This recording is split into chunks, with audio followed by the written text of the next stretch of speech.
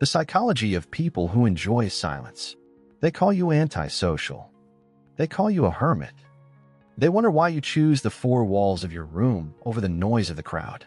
But you know the truth. You aren't hiding from the world. You are protecting your energy from it. In a modern world addicted to constant noise, silence is an act of rebellion.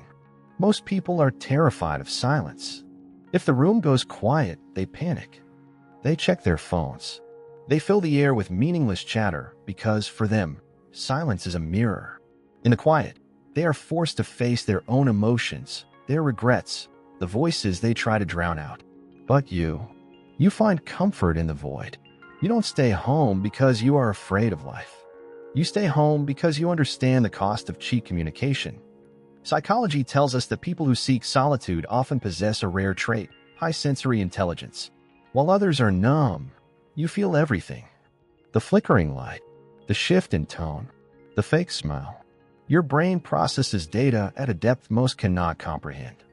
So when you close your door and lock the world out, you aren't shutting down.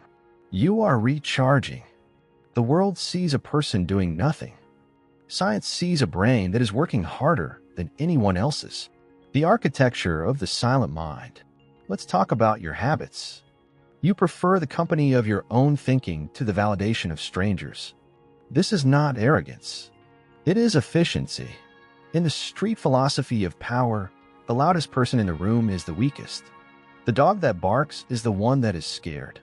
But the wolf that sits in the corner, watching, waiting, that is the threat. Silence is the ultimate form of confidence. It signals that you do not need to prove your existence. You do not need to perform. This terrifies people.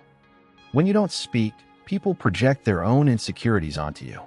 They think you are judging them. They think you are arrogant. Good.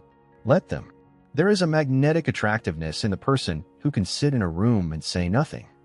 It creates a vacuum. It pulls people toward you. They want to know what you know. They want to know why you are so calm while they are so chaotic.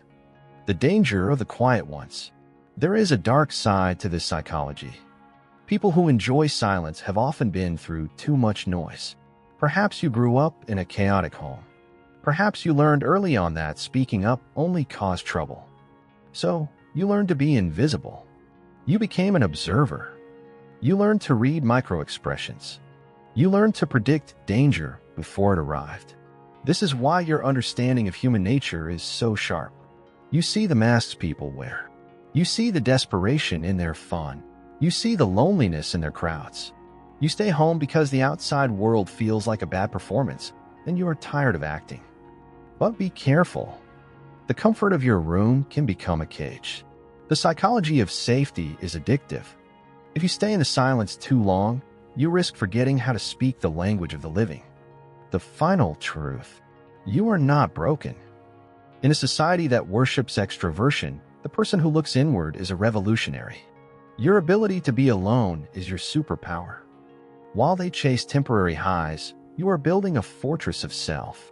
While they scream to be heard, you whisper and the world leans in to listen. Do not let them shame you for your solitude. The world needs listeners. The world needs thinkers. The world needs you.